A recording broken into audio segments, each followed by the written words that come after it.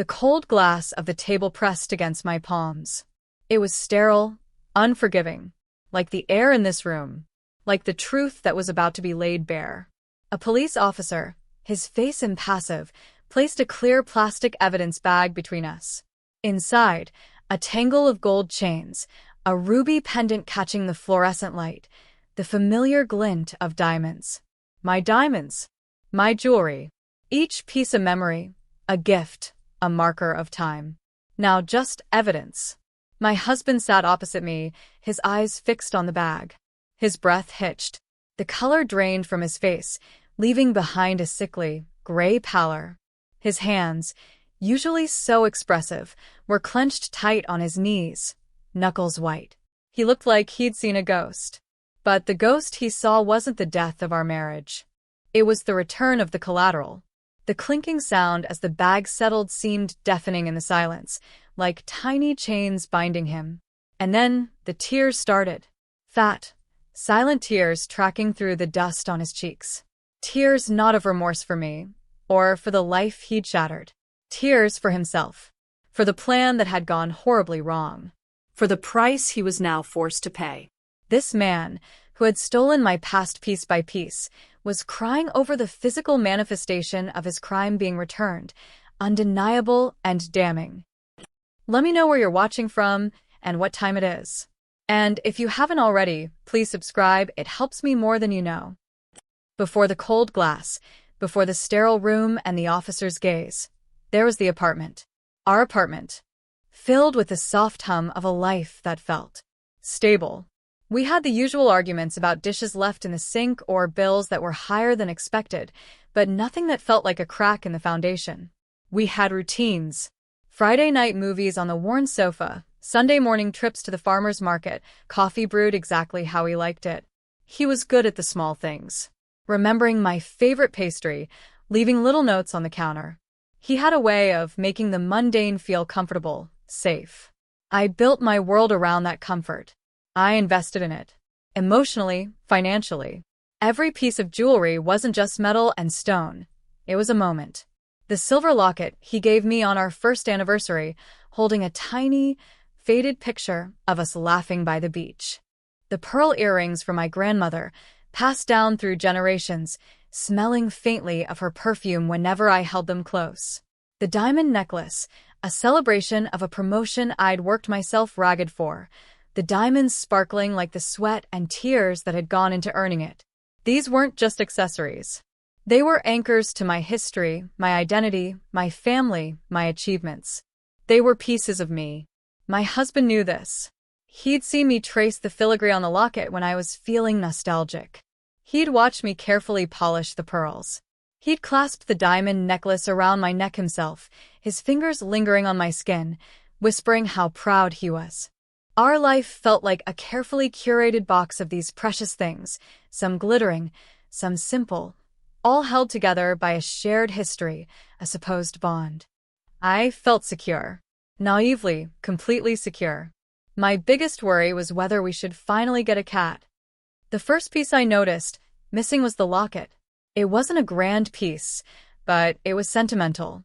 I kept it in the small velvet box in my dresser drawer, next to my everyday earrings.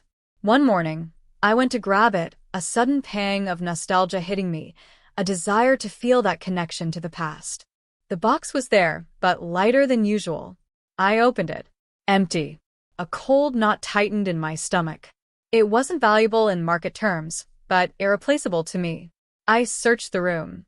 Under the dresser, behind the drawers, through laundry baskets. Nothing. Have you seen my silver locket? I asked him that evening, trying to keep my voice casual. He didn't look up from his phone. Locket? No. Where'd you leave it? His tone was dismissive. A small prickle of unease. He knew how much that locket meant. It wasn't like him to be so uninterested. In the velvet box, I said. It's gone. He finally glanced up, a flicker of something I couldn't quite read in his eyes. Annoyance? Indifference? Maybe you put it somewhere else and forgot. Happens, he shrugged, and went back to his screen. Happens. The way he said it, so easy, so dismissive, felt like a tiny chip in the foundation. I spent the next few days searching the entire apartment. I turned drawers inside out, checked coat pockets, even looked in the car. It was just gone. A small, unsettling mystery. Then a week later, the pearl earrings. These were not small. They were my grandmother's, distinctive with a unique setting. They belonged in a specific slot in the jewelry box. I opened the box, a heavy, ornate thing he'd bought me years ago. The slot was empty. My heart started to pound, a frantic, nervous rhythm against my ribs. This wasn't accidental misplacement. These were too precious, too deliberate in their storage. I went through the box, piece by piece. The diamond necklace was there. My rings were there. Other earrings, bracelets. But the pearls were gone. And then I checked the locket spot in the dresser drawer again. Still empty. 2 pieces. Both deeply personal. Both irreplaceable. A cold dread began to creep in. I confronted him again, the tremor in my voice betraying the fear I was trying to hide. The pearl earrings are gone too. Grandma's. Did you see anyone come into the apartment? Is something wrong? He was making dinner, chopping vegetables with a rhythmic, almost aggressive speed. He stopped chopping, the knife hovering over the cutting board. His back was to me. What? Missing? Are you sure you didn't lend them to someone? Or wear them out and they fell off? His voice was tight. Too tight. Lend them? To who? I haven't worn them in months. And they were in the box. He turned then, his face set in a mask of exasperation. Look, things get lost, okay? We'll look for them properly this weekend. Don't make a big deal out of it, don't make a big deal. 2 irreplaceable pieces of my history gone, and he told me not to make a big deal. The air in the kitchen seemed to thicken, suddenly suffocating. I didn't just feel uneasy anymore. I felt violated. And something else, something colder. Suspicion. The disappearances continued, small at first, then escalating. A bracelet from a trip we took. A ring that wasn't my engagement ring, but one I'd bought myself. He maintained his mask of dismissiveness, sometimes feigning concern. Oh no, that one too? Where could they be going? Sometimes irritation. Are you sure you're not just being careless? His lies were paper-thin, transparent to anyone looking closely, but I was still too close, too invested in believing him, in believing us. I started checking the jewelry box almost daily, a growing anxiety gripping me each time I lifted the heavy lid. The diamond necklace remained. My wedding and engagement rings remained. The most obviously valuable pieces, the ones that would be hardest to explain away. He was strategic, I realized later. Taking the smaller, more sentimental pieces first. Testing the waters. Seeing what I would notice, what I would do. He was calculating. That thought chilled me more than the missing items. This wasn't carelessness. This wasn't a mistake. This was deliberate. Meanwhile, other things started to unravel.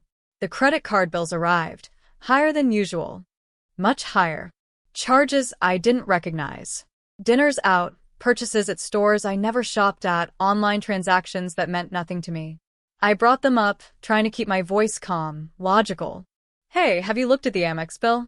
There's a lot of spending here that doesn't look like ours. He'd snatched the bill, his jaw tight. Yeah, I'm looking into it. Must be some error.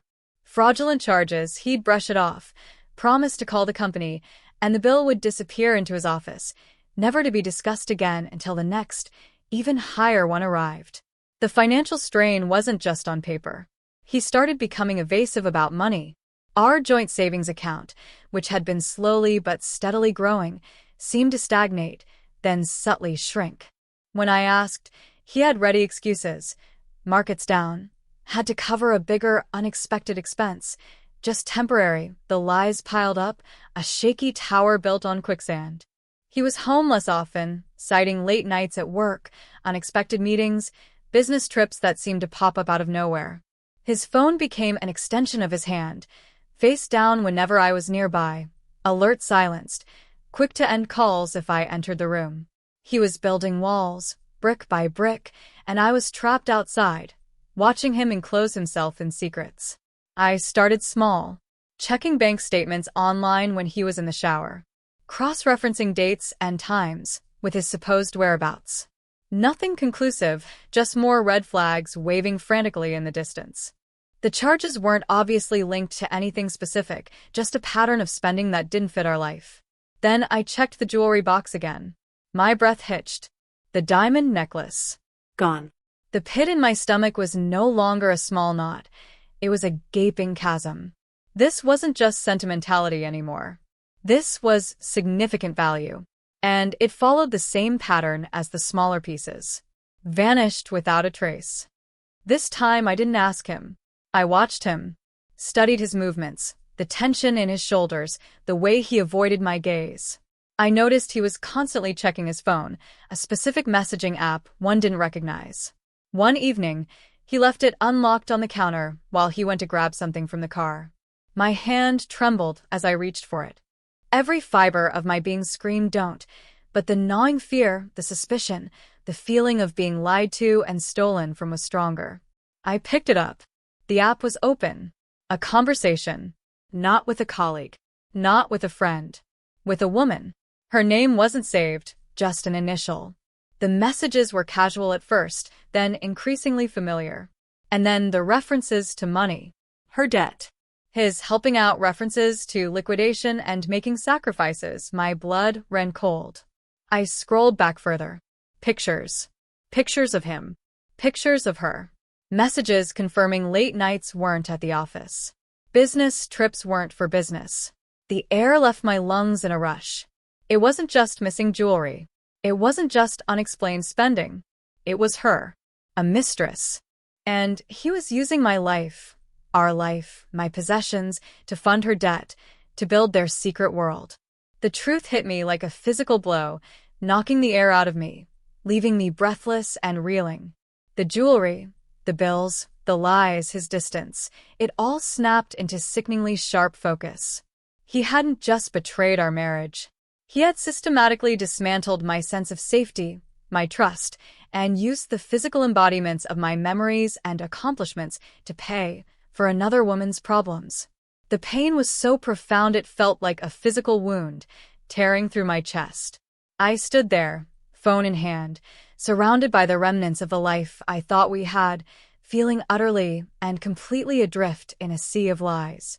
The woman I thought I was, the marriage I believed in, shattered into a million irreparable pieces around me. The pain quickly calcified into something colder, harder. Grief was a luxury I couldn't afford. I was in a war, one I hadn't known I was fighting. He was the enemy, entrenched in our home, stealing my resources. The diamond necklace wasn't just a symbol of success anymore. It was a weapon he had turned against me. The pearls weren't just a link to my grandmother. They were currency in his transaction of betrayal. I stopped seeing him as my husband. He became an obstacle, a problem to be solved. The initial shock gave way to a simmering, cold fury. I started researching Pawn shops in the area. online marketplaces for pre-owned jewelry. I needed proof. Concrete, undeniable proof that he had taken my things and sold them. The feeling of violation deepened with every search result. Imagining my grandmother's pearls being handled by strangers, traded for cash, felt like a desecration. My achievements, reduced to a transaction to bail out his mistress. The humiliation was a bitter, constant taste in my mouth. I couldn't confront him yet. Not without a plan. Not without proof. He was too good at lying, too practiced at deflection. I needed to gather my evidence, silent and unseen, like a hunter stalking prey. I downloaded our joint bank statements, highlighting every suspicious transaction. I took screenshots of the messages on his phone, saving them to a secure cloud account. I compiled a detailed list of every missing piece of jewelry, with approximate dates I last saw them and their estimated value. I felt like a detective in my own life, the stakes impossibly high. Every shared meal, every casual conversation, felt like a performance. I smiled, I nodded, I pretended. But inside, a cold, calculating machine was whirring, processing data, building a case. The stress was immense. Sleep became a distant memory. Food tasted like ash. My reflection in the mirror looked like a stranger, haunted eyes, tight jaw. But there was a new glint there too. A hard, determined spark. I wouldn't just survive this. I would uncover the truth, and I would make him face it. My attempts to find the jewelry myself led nowhere. Pawn shops required IDs, and I didn't know which ones he might have gone to, or if he'd used his own name, or if they even kept records long enough. Online platforms were anonymous. The trail seemed cold, deliberately obscured. He was careful. That only fueled my anger. He wasn't just a weak man making mistakes. He was a deliberate deceiver, actively hiding his tracks. The financial situation worsened. More bills arrived with exorbitant charges. Our joint account was dangerously low. I realized he wasn't just selling my past. He was mortgaging our future, plunging us into debt. The mistress's situation, hinted at in the messages, seemed dire, and he was clearly desperate to keep her afloat. His desperation became my leverage. He was cornered, making increasingly reckless decisions. His lies became more frantic, more easily punctured. He'd contradict himself, forget which excuse he'd used before.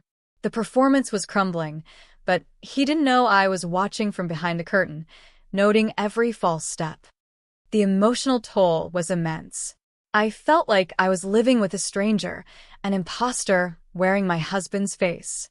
Every touch felt like a lie, every casual word a calculated deception. I was drowning in the silence of my secret knowledge, unable to share the crushing weight with friends or family yet. I needed to understand the full scope first. Was he just a serial cheater, or was this something worse? Was he capable of hurting me financially, legally? The answer was becoming terrifyingly clear. He was already doing it. He was destroying my financial security, using my assets to protect his secret life. The betrayal wasn't just emotional, it was a calculated act of financial violence. I felt utterly alone, trapped in a house that no longer felt like home, with a man who felt like an enemy. There were moments of pure panic, where the weight of it all would crush me, leaving me gasping for air, tears finally breaking through the cold facade I'd built. But the panic would pass, replaced by that hard, cold resolve. I wouldn't let him break me. I wouldn't let him win. The true turning point came one rainy Tuesday morning. I received a final demand notice for a bill I'd never seen before, addressed to him, at our address. It was for an amount that made my stomach clench. A substantial debt, clearly not business-related, dating back months. It coincided perfectly with the timeline of the missing jewelry and the escalating credit card spending. This wasn't just about bailing out a mistress. This was a significant financial entanglement that threatened to sink us both. I held the paper in my hand, the ink bleeding slightly from where my fingers were damp. This wasn't just personal betrayal anymore. This was fraud. This was theft. This was a crime. And I had the proof. The statements, the messages, the list of missing items, the debt notice. It wasn't just a messy divorce waiting to happen. It was a legal case. The coldness I'd felt deepened, sharpening into a steely resolve. I wasn't going to confront him directly. Not anymore. He would lie, manipulate, turn it back on me. I needed the authority of the law. I needed consequences he couldn't lie his way out of. I picked up the phone. My hand didn't tremble this time. It was steady. Calm. I called a lawyer. Not a divorce lawyer, not yet. A lawyer specializing in fraud and theft. My voice was quiet, deliberate, as I explained the situation, laying out the facts, piece by piece, like the scattered remnants of my life. The lawyer listened patiently, his questions precise and pointed. By the end of the call, I knew what I had to do. This wasn't just about reclaiming my jewelry. It was about reclaiming my life, my financial future, my sense of self-worth. It was about drawing a line in the sand and saying, no more. I would not be a victim of his deceit. I would be the architect of my own rescue. Going to the police felt terrifying, exposing our private shame to the world. But it also felt like the only path forward. The only way to cut through the layers of lies he had built. I gathered all my evidence, organized meticulously, printed copies of everything. The weight of the binder in my hands felt heavy with the gravity of the decision, but also surprisingly empowering. I was taking action. I was fighting back. The next call was to the police station. Walking into the police station felt surreal. Like stepping into a different dimension, one where the normal rules of my life didn't apply. I sat across from a detective, a woman with kind eyes and a no-nonsense demeanor. I laid out my story, the words tumbling out, raw and painful, detailing the missing jewelry, the suspicious finances, the discovered messages, the mounting debt, the mistress. I showed her the evidence. Bank statements, debt notices, screenshots of the conversations. She listened intently, taking notes, her expression shifting from professional neutrality to focused concern. When I finished, the silence stretched, heavy with unspoken truths. Based on what you've provided, she said, her voice calm but firm, this appears to be more than just a marital dispute over missing items. This looks like systematic theft and potentially fraud theft. The word hung in the air, solidifying the abstract pain into a concrete crime. She explained the process. They would open an investigation. They would need to question him. They would need to try and trace the missing items. The diamond necklace, the pearls, the locket, the other pieces. There was a chance they were gone forever, sold and dispersed. That possibility was a cold stab of grief, but it was tempered by the knowledge that at least now, the truth was out of the shadows. The wheels of justice, slow as they might turn, were beginning to move. Leaving the station, a fragile sense of relief mixed with profound anxiety settled over me. The hardest part was yet to come, facing him, or rather, letting the law face him. The police investigation proceeded quietly at first. They needed to build their case, verify the evidence I provided. They contacted the pawn shops, the online platforms I'd identified in my research. They subpoenaed financial records. I lived in a state of suspended animation, going through the motions of work, keeping up the facade at home, while this hidden process unfolded.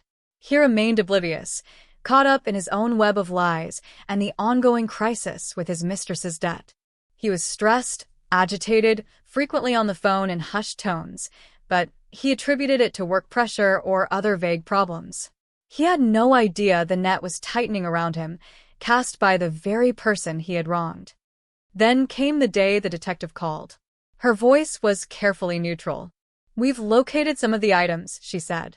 A significant number of pieces, including the diamond necklace and the pearl earrings, were recovered from a pawn shop. They matched the descriptions you provided, and we have transaction records with your husband's name and ID recovered. The word echoed in my mind. They weren't gone forever. They had been found, seized as evidence in a criminal investigation. A wave of complex emotions washed over me, relief that they were found, sorrow that they had been pawned, a strange vindication that there was now irrefutable proof of his actions. The detective explained that the items would be held as evidence for the duration of the investigation and potential legal proceedings. The final piece of the puzzle fell into place when the police scheduled a meeting. They wanted me and my husband to come to the station separately, initially under the guise of discussing missing property more generally. They wanted to question him and then present the evidence. I agreed, my heart pounding with a mixture of dread and anticipation. The moment of truth had arrived. The facade was about to shatter. The day of the meeting arrived, gray and cold, mirroring the emotional climate. He left for the station first, still unaware. I followed an hour later, my evidence binder clutched tightly in my hand. Stepping back into that sterile building, the scent of disinfectant and stale coffee hitting me, felt like walking into a trap that was about to be sprung. I was led to a different room than the one I'd been in before. It felt smaller, more intense. The detective was there, along with another officer and a representative from the district attorney's office. The air crackled with unspoken tension. They explained the procedure again. They had him in a separate room. They would question him about the missing jewelry, listen to his inevitable lies and denials, and then they would bring him in here. To face me, to face the evidence. I sat there, waiting, the silence stretching, punctuated only by the faint sounds of the station through the walls. I thought about the last few months, the careful steps I'd taken, the fear, the anger, the relentless pursuit of truth. I thought about the woman I had been before, the one who believed in comfort and safety and shared futures. She felt like a ghost now. The woman in the room was different. Harder, wiser, colder. Ready. The door opened and he walked in. His face was pale, strained. He looked exhausted, like he hadn't slept in weeks. He saw me, then the officers, then the person from the DA's office, and his eyes widened. The color drained from his face even further. He knew, in that instant, that this wasn't a casual chat about misplacing things. He was caught. He didn't say anything, just stood there, frozen in the doorway, like a deer caught in headlights. The detective gestured to the seat opposite mine.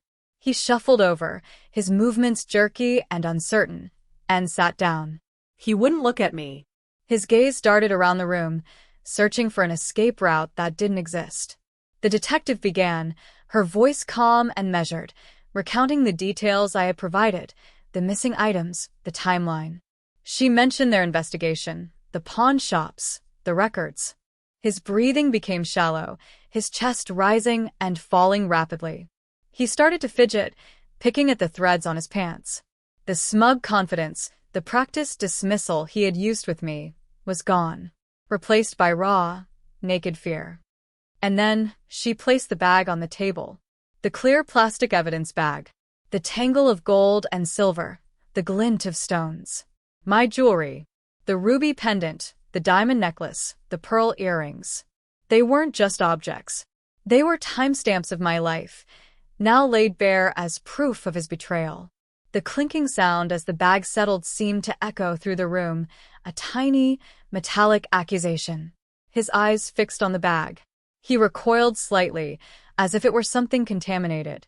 His breath hitched, a strangled sound. His hands, previously fidgeting, clenched into fists on his knees, white-knuckled. He stared at the jewelry, the very items he thought he had successfully converted into cash, into solving his problem, into keeping his secret life afloat. Seeing them returned, not gone forever, but here, on a sterile table, undeniable proof of his crime, was the blow he hadn't anticipated. He hadn't planned for the evidence to come back and bite him. He had planned on the jewelry disappearing, the debt being paid, the secret remaining buried. But here it was, returned. And that's when the tears started. They didn't well up slowly. They simply began to track down his face, silent, relentless. He didn't make a sound, no sobs, just the steady, silent stream. He buried his face in his hands, his shoulders shaking slightly. The sound of his quiet crying filled the room, a pathetic counterpoint to the gravity of the situation. He wasn't crying for the damage he'd done to me. He wasn't crying for the years of our marriage he had reduced to a transactional lie. He wasn't crying for the pain he had inflicted. He was crying because he was caught. He was crying because his plan had failed. He was crying because he was facing the consequences he thought he had escaped. He was crying over the recovered evidence that sealed his fate. Watching him, this man I had loved, the father figure he had been to my hopes for a family, crumble into self-pity over his own undoing, was a chilling spectacle. There was no catharsis in it for me. No triumphant surge of revenge. Just a profound, cold emptiness. This wasn't the moment I had envisioned when I dreamt of him facing the truth. It was smaller, sadder, infinitely more pathetic. He wasn't a villain out of a movie. He was just a broken man trapped by his own weak choices and clumsy lies. The detective spoke again, her voice cutting through the silence of his tears. She laid out the charges. Theft. Fraud. His head remained in his hands. He didn't deny it. He couldn't. The evidence bag lay between us, a physical barrier and a symbolic representation of the irreparable chasm he had created. My jewelry, returned. Not to me, not yet, but returned to the light, undeniable witnesses to his crime. His tears continued, silent and self-absorbed. He cried for the loss of his freedom, the loss of his reputation, the loss of the life he thought he could maintain through deceit. He cried because he was blindsided by the simple, irrefutable return of the very things he had tried to make disappear. And in that moment, watching him weep over the material evidence of his betrayal, I felt a flicker of something new. Not victory, but clarity. The man I thought I knew was gone. And the path forward, though daunting, was finally clear. He had taken pieces of me, tried to sell them off, but they had come back. And so had I. The aftermath wasn't a sudden healing, but a slow, arduous process of reconstruction. The returned jewelry remained in police custody, a tangible reminder of the nightmare. The legal proceedings began. The charges were laid out. He hired a lawyer. The process became adversarial, but the evidence was strong. The pawn shop records, my meticulous documentation, the recovered pieces, his own admissions under questioning. He eventually pleaded guilty to some of the charges, facing the consequences of his actions. There was no dramatic courtroom showdown, just the cold, hard reality of the legal system grinding forward. Separating our lives was like separating fused metal. Painful, sparks flying, leaving behind jagged edges. The apartment, once our home, became a battleground, then an empty shell waiting to be sold. Every object held a memory, now tainted. The couch where we watched movies, the kitchen where he'd chopped vegetables while lying about my missing pearls. Even the air felt heavy, with the residue of deceit. The jewelry was eventually released back to me. The detective handed over the evidence bag, no longer sealed. I took it home, laid the pieces out on my bed. They looked different. Not just clean and polished by the police lab, but stripped of some of their magic. The locket felt heavy with sorrow, not nostalgia. The pearls, once smelling of grandmother's perfume, now carried the faint, sterile scent of the police station. The diamond necklace, symbol of achievement, now felt like a scar. They were mine again, yes, physically, but they were also monuments to what had been lost. A marriage, a future, a foundational trust. I didn't put them away immediately. I lived with them out on my dresser, on my nightstand. I needed to look at them, touch them, accept their new reality. They were no longer just jewelry. They were relics, reminders of betrayal, but also testaments to resilience. Each piece a chapter in a story I never wanted to write, but had lived through. The fact that they had been recovered, that his plan had failed so spectacularly, wasn't just a plot twist in his undoing. It was my unexpected lifeline. He thought he could sell off pieces of me to buy his way out of trouble. But those pieces came back, bringing with them the undeniable truth, forcing him to confront his actions in the most humiliating way possible.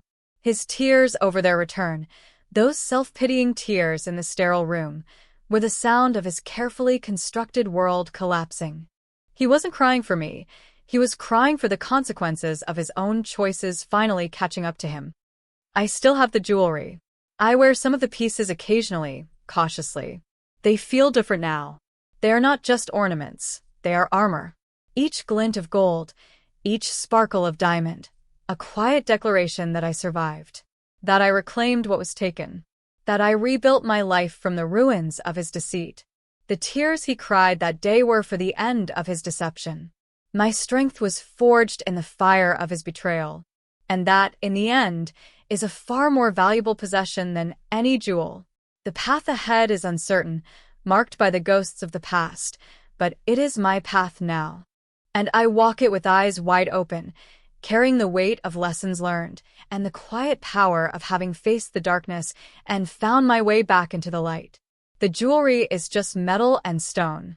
The real treasure is the strength I found within myself when he tried to steal it all away. If this story hit close to home, I'd love to hear your version in the comments. Thanks for being here. Subscribing helps bring more of these to life.